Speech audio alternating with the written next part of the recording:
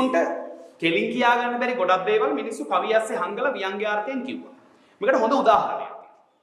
දවසක් තරුණේ කොල්ලෙක් වැඳපු කාන්තාවක් දැක්කා. පාරේ යන ගමන් දැකපු වැඳපු කාන්තාවට මූට හිත ගියා. මූට දැන් ආසාවක් ඇති වෙනවා සම්භෝග සුවේ විඳින්න පොඩි අවස්ථාවක් උදා කරගන්න. මේ කෙලින් කියා ගන්න බෑනේ. දැන් ඔන්න ව්‍යංගාර්ථය මතුවන දැන්. කොල්ල කියනවා අකලට පුරන් වූ කුඹුරක් දකින කොට හදවත කහන ගතියක් ඇත ගොවියේ කුට ආවෙමි කුඹුර අස්වද්දන හැඟුම පිට නැතුවට නෙවෙයි සින්නක් කර කුඹුරු මට. දැන් මෙහෙම කිව්වම අන්න අර වැඳපු ස්ත්‍රිය කවියෙන් උත්තර දෙනවා පුතේ. ඒකත් ව්‍යංගාර්ථය.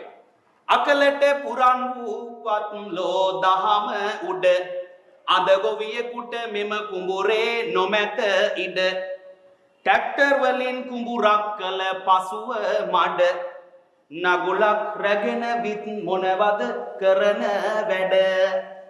මටත් මේගොල්ලෝ